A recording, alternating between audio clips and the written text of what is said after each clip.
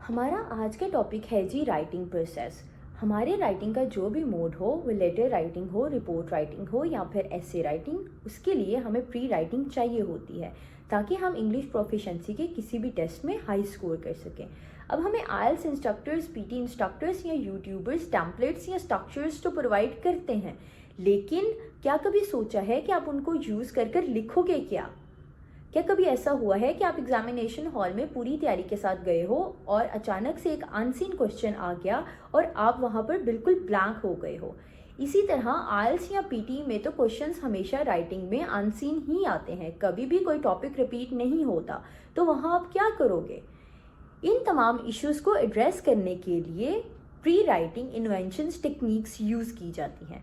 Simply speaking, किसी भी topic पर आइडियाज़ कलेक्ट करना या गैदर करने को हम इन्वेंशन कहते हैं। इन्वेंशन की टोटली 4 टाइप्स हैं। The very first type is the brainstorming and listing, the second one is pre writing, third one is mind mapping and clustering, and fourth one is asking questions. I'll tell you the details one by one. So first of all, brainstorming and listing. इसमें आप क्या करते हो? You write down as many ideas as possible without worrying about structure and relevance. आप इसमें जो जो idea आपके माइंड में आता जाता है, आप बस उनको नोट डाउन करते जाते हो without any judgement of being correct और being relevant to the topic, and then you list them down.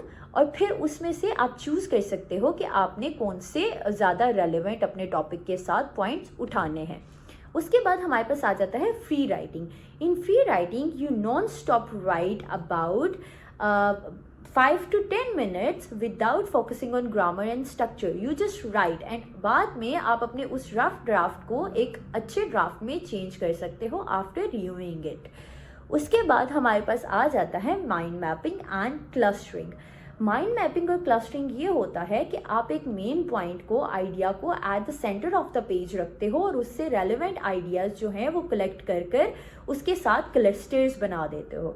जैसे you start with the keyword in the centre of the page, add related words and concepts around it as they come to the mind.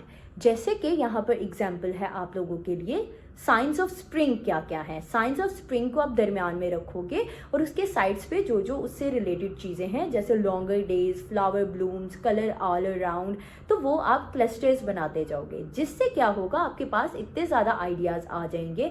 जब आप templates use करोगे, structure use करोगे, तो आपके पास इतना सारा content होगा जिसको आप यूज़ कर सकते हो। And the fourth one is ask questions. So in this you ask a series of basic questions related to the topic to yourself, like why, when, where, who, what.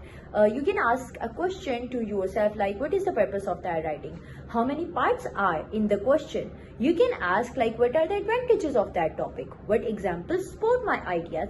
तो आप इस तरह के सवाल पूछकर brainstorming, listing, mind mapping, clustering, free writing and ask questions वाली techniques को use करके अपनी आइल्स और पीटी राइटिंग को बेहतर कर सकते हैं। Thank you so much.